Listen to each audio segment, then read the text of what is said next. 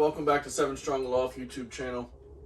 Today I'm pairing my birds up for breeding season. This is my breeding loft. I keep my cocks and my hens separated from when I stopped breeding until now.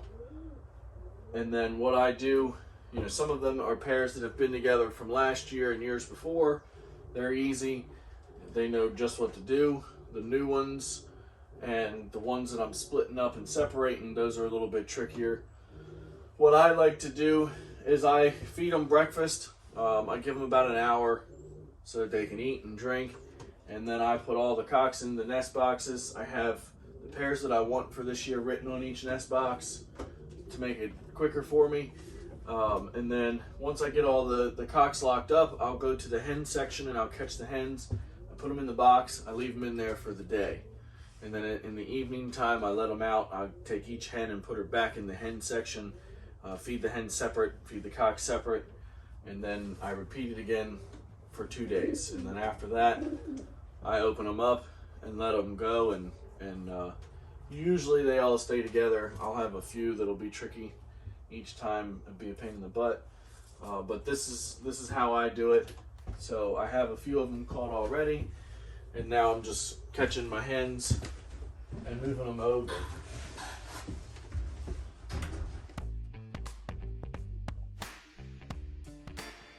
This also gives me a chance each day to feel my birds, see how they're feeling, make sure they're not too overweight for breeding. I'll get a good look at them.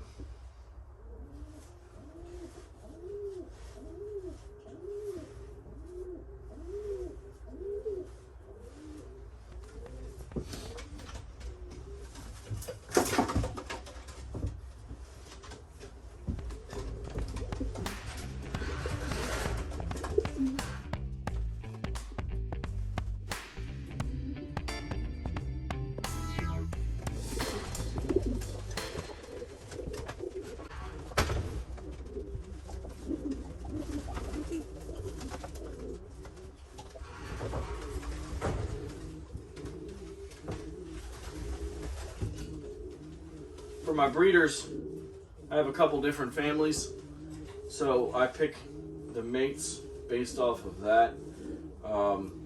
As I'm trying to keep the family somewhat together until I get a good bearing on which ones I want to keep and which way I want to move my program. In widowhood, this is my first year flying widowhood for old birds, and I'm going to do a video series on that.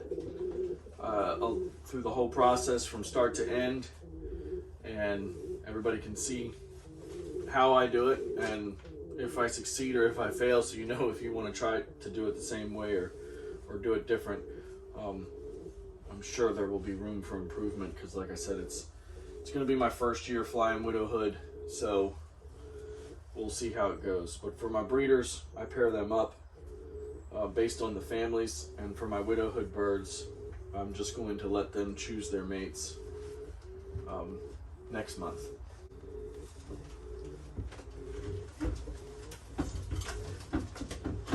This is the second day these birds have been together, so they kind of got an idea as to what's going on.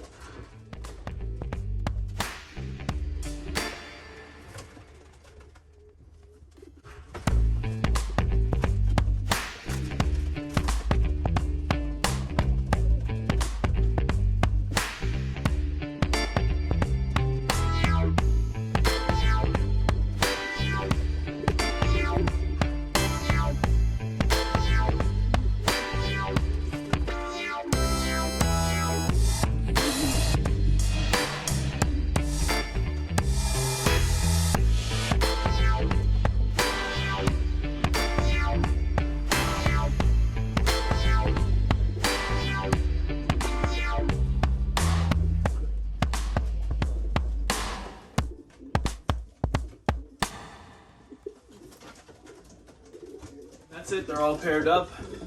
I'll leave them together like this until this evening, and then tonight when I let them out, I'm just gonna let them out.